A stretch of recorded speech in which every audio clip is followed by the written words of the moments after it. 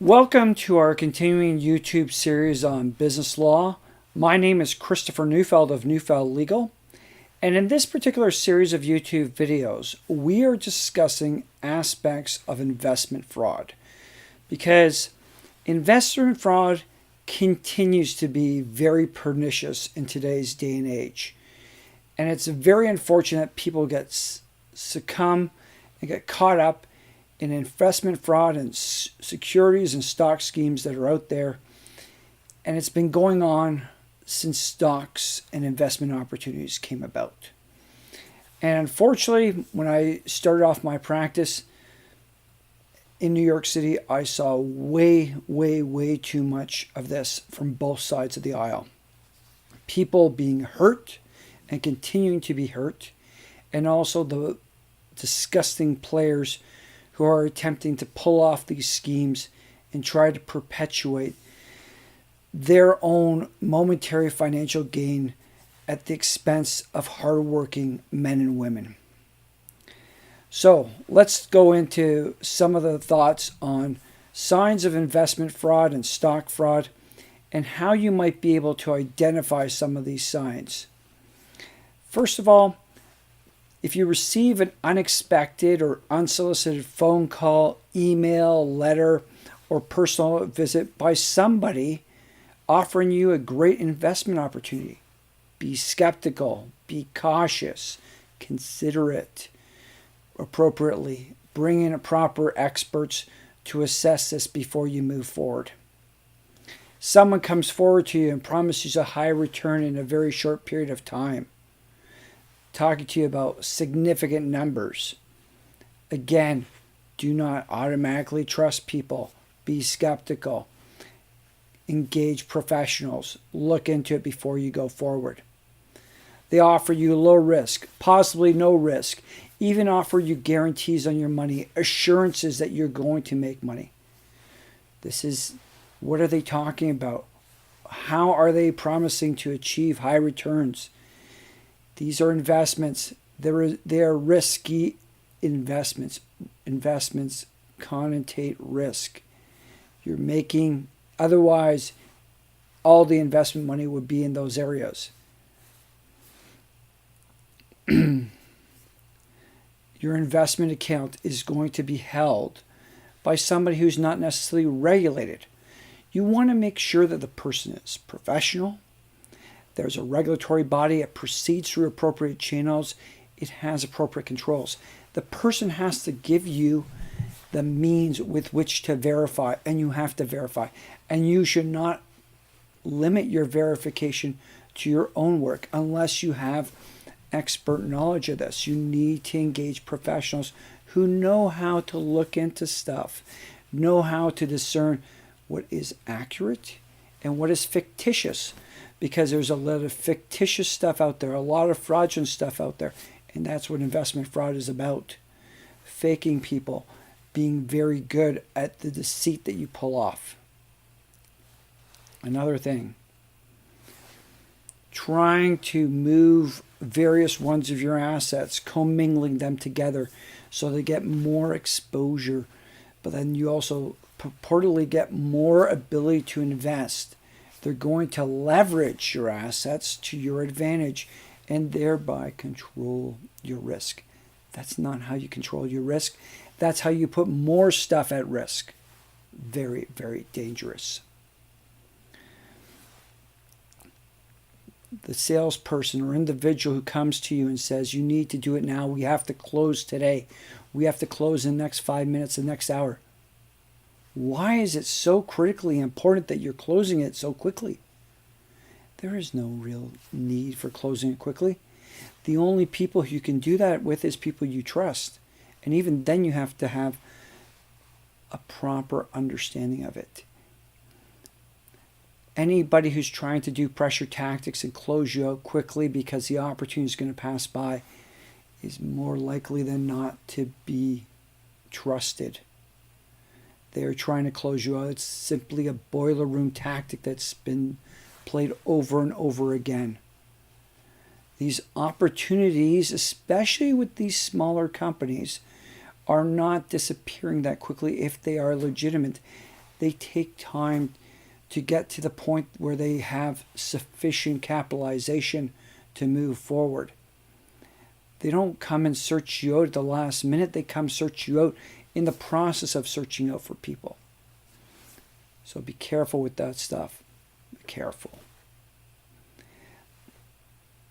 This individual who comes to you says they have inside connections, special secrets, special connections, inside knowledge, inside information. First of all, you should not be trading on inside information, because that is a recipe for disaster.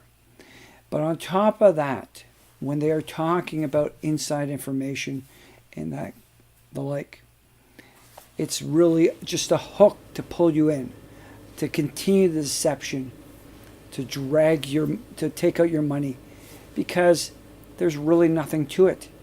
If it's inside information, they cannot necessarily reveal it. And that's their ploy. If it was legitimate information, they could disseminate it. They could show it to yourself, and everybody would be acting upon it. Inside information, secret information, confidential information. Dangerous, dangerous, dangerous, if it even exists. More likely than not, it is not what it is. It is just a fraudster's line. Being invited to join an exclusive investment club, an exclusive investment organization. Like there are certain ones out there, but why are they approaching you if you have no credentials? If it's simply a sales tactic. We're just going around and just getting random people to invest in this club that has the greatest connections. Why are you being selected? Why is this group, this organization, this club so successful, so secretive? And if it is, why do they simply come out to you? Does it really make sense, or is it really a larger scheme of fraud? Being sold on, this is the next big thing. This is a once-in-a-lifetime deal. This is the greatest opportunity you might ever get. You'll never see opportunities like this again. Yes, those things do exist. But why is it coming to you, I ask yourself? Why are you being selected? Is there a rationale for it? And how can you verify and improve it? Are they going to let you assess it under strict confidentiality terms? Definitely not. They're keeping this close to the hip, and they're not going to let any information slip. This is, once again, in all likelihood, a fraudster's tactic to deceive you out of your money. Overstating stuff in sophisticated terms that you can't comprehend, that you're not expected to comprehend. This sophistication is meant very often as a ploy to deceive you. It is meant to connotate complexity where complexity might not really exist, and to tell you that you're coming into something that's well over your head, and because it's over your head, that's why it's so profitable and so successful. That is not how you should approach anything. If they are going to provide you with sophisticated stuff, they should provide you with the sophisticated backup information, and that information should be tactically reviewed by the professionals that you decide to work out. Structuring of the arrangement so it becomes increasingly sophisticated. If an arrangement is straight up, here's your investment, here's what your rate of return is, or here's what you're getting in the company, that's understandable. But when they layer the structure with different types of financing and different terminology, saying this is designed for this to elevate your return, and this is to reduce your risk, and all this sophisticated bunk that often it is, do not take it for what it is. You need to understand it. You need to get behind it.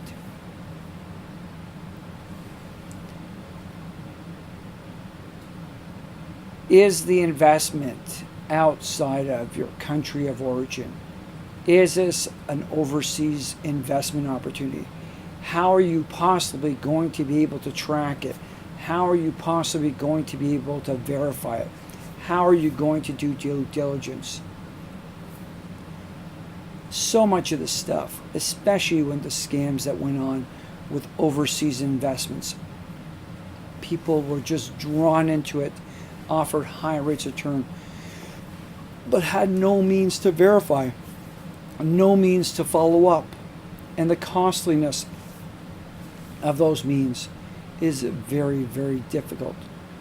Nevertheless, people put down significant money all on an unverified foreign operation or opportunity.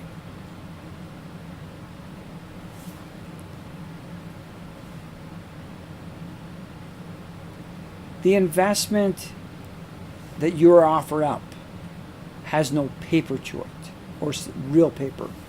When I'm talking about paper too, I'm talking about legal paper, be that in the form of a prospectus or an offering memorandum.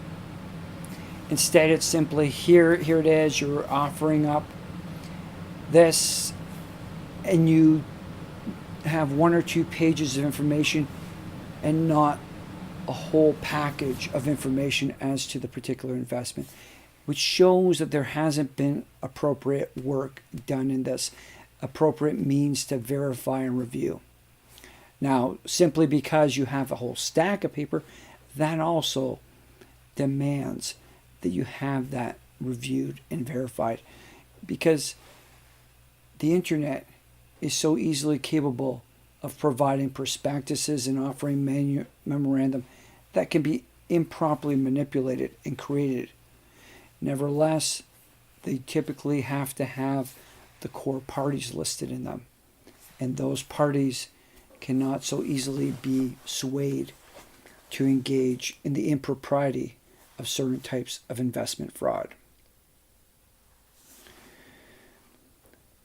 You want to also be looking at how you might verify the particular investment with the appropriate securities body.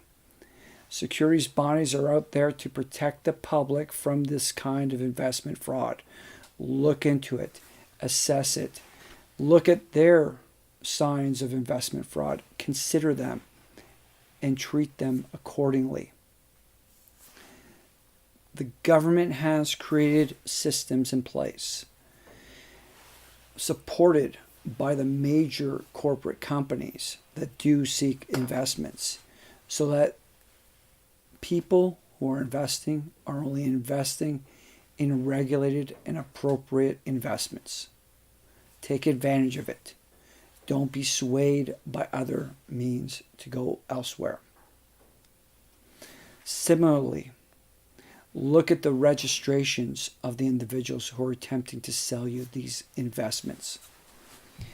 It's a requirement in most circumstances that the individual be registered or regulated, and where they aren't, then you need to take it upon yourself to engage the proper professionals to review this particular investment.